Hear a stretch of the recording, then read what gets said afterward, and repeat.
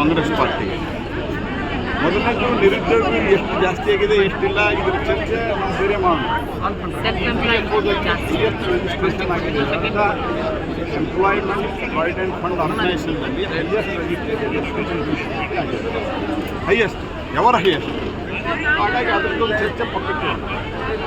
ಅಕಸ್ಮಾತ್ ನಾನು ನಿರುದ್ಯೋಗಿ ಇದ್ದೇನೆ, ಅದೇ ನಾನು ಯಾರಿಗೂ ಮರ್ಡರ್ ಮಾಡ್ತೇನೆ, ಯಾವುದೋ MLA ಕರ್ನಾಟಕದಲ್ಲಿ ನಿರುದ್ಯೋಗಿಯನ್ನು, ಛತ್ತೀಸ್ಗಢದಲ್ಲಿ 5 ವರ್ಷದಿಂದ ರಾಜ್ಯಕ್ಕೆ ನಿರುದ್ಯೋಗಿಯನ್ನು, ಹಿಮಾಚಲ ಪ್ರದೇಶದಲ್ಲಿ ನಿರುದ್ಯೋಗವನ್ನು, ಅಂದರೆ ಎಲ್ಲಿ ನಿರುದ್ಯೋಗ ಇದೆ ಅಲ್ಲಿ ದೇಶದ ವಿರೋಧಿ ಆದಂಥ, ದೇಶದ್ರೋಹಿ ಟೆರರಿಸ್ಟ್ಗಳ ಜೊತೆ ಲಿಂಕ್ ಇಟ್ಕೊಳ್ಳುವಂಥ ಸಂಘಟನೆ ಇದು ಮಾಡೋದಕ್ಕೆ ರಾಹುಲ್ ಗಾಂಧಿ ನಿಮ್ಮ ಬೆಂಬಲ ಇದೆ.